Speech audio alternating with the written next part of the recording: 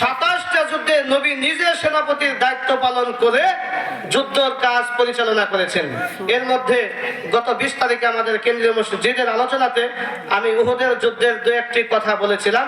আজকে সেই দু একটি কথার পরে দু একটি কথা বলে ইনশাআল্লাহ শেষ করে দেব।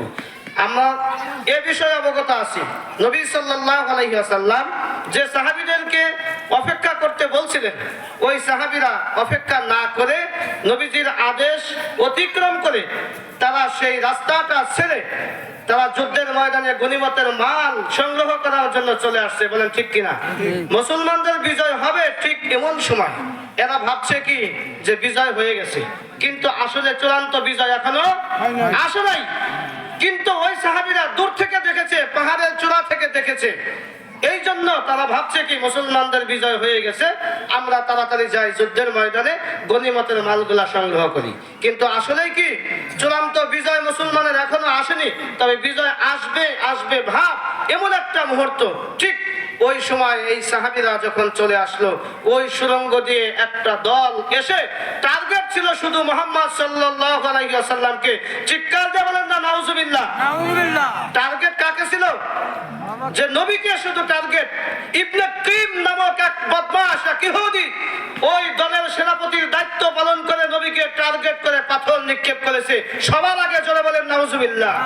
আজকেও পৃথিবীতে যারা উলামাদেরকে আঘাত করার জন্য যারা জবান খুলে হাত ব্যবহার করে, শক্তি ব্যবহার করে, হাসরের দিনে ইবনে কিমের সাথে তাদেরকে দাঁড়াতে হবে।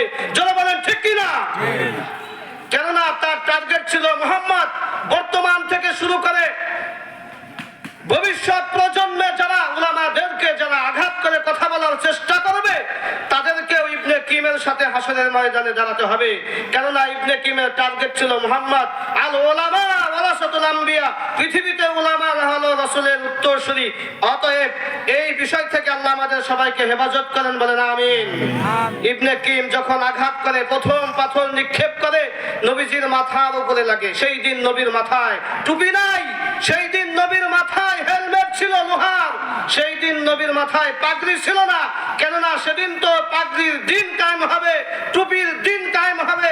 সেই দিন নবীর মাথায় ছিল লোহার হেলমেট। চিৎকার দিয়ে বলেন না আল্লাহু আকবার। ইবনে কিমের শক্ত পাথরটা নবীজির মাথায় এসে লাগে, আর একটা কড়া মাথার ভিতরে ঢুকে যায়। বলেন নাউজুবিল্লাহ। নবীর মাথা থেকে রক্ত ছিলকে পড়তে থাকে। আরেকটি পাথর নিক্ষেপ করে, এরপরে নবীর সেই পাথরটা গালের উপরে লাগে, লাগার পর সেখানে ক্ষত হয়ে যায়। আবার পাথর নিক্ষেপ করে, এরপরে নবীজির দুইটা দাঁত মুবারক শাহাদত হয়ে যায়। বুঝাইতে পারতেছি ভাই? উহুদের ময়দানে নবীজি 3টা ইনজুরি নিয়ে তিনি কাজ করেছেন। সাহাবীদের ভিতরে বিস্তার হয়ে গেল, নবী নাই, নবী দুনিয়া থেকে চলে গেছে। হযরত ওমর রাদিয়াল্লাহু তাআলা আনহু পাগলের মতো নবীকে খুঁজে, হযরত আলী রাদিয়াল্লাহু তাআলা আনহু পাগলের মতো নবীজিকে খুঁজে।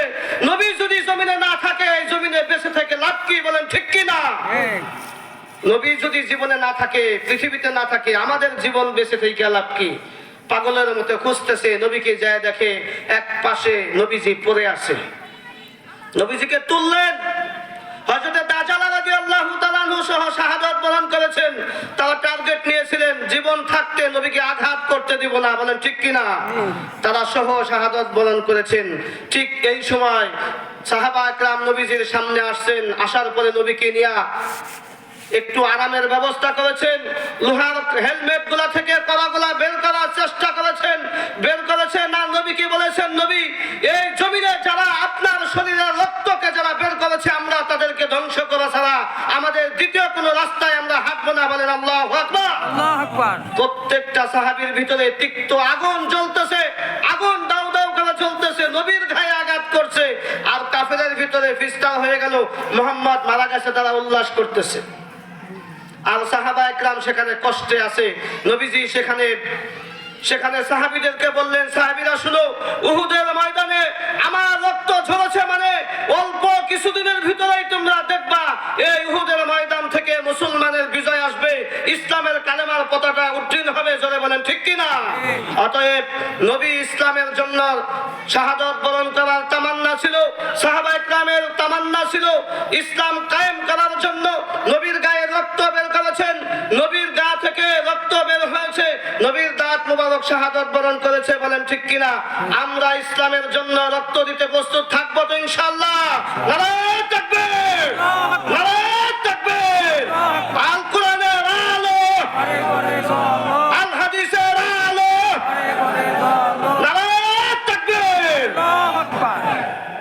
আল্লাহ তাআলা আমাদের সকলকে